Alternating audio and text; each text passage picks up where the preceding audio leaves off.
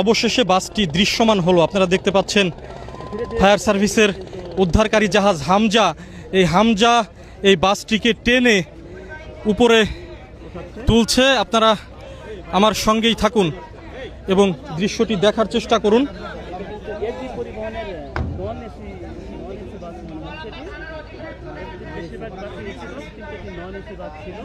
বন্ধুরা, বাসটি সোজাসুজিভাবে টেনে তুলছে ফায়ার বিআইডব্লিউটি এর উদ্ধারকারী জাহাজ হামজা বাসটি টেনে তুলছে এবং বাসটি এরই মধ্যে দৃশ্যমান হয়েছে। আপনারা দেখতে পাচ্ছেন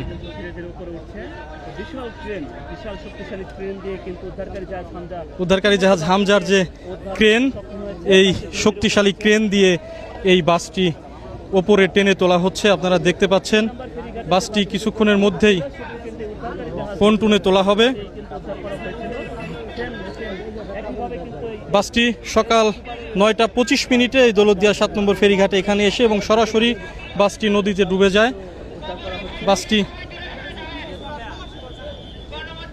টেনে তোলা হচ্ছে। বাসটি এর মধ্যে কিন্তু দৃশ্যমান হয়ে গেছে। আপনারা দেখতে পাচ্ছেন এসবি সুপার ডিলাক্সের এই বাসটি।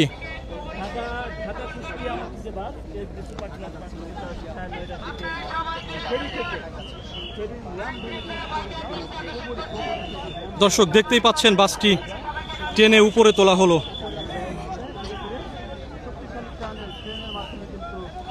বিআইডব্লিউটি এর উদ্ধারকারী জাহাজ হামজা বাসটিকে টেনে উপরে তুললো। এখন বাসের মধ্যে কি কেউ আছে কিনা সেই বিষয়টি ডুবুরি দলের সদস্যরা দেখবে, আমরাও দেখার অপেক্ষায় আছি।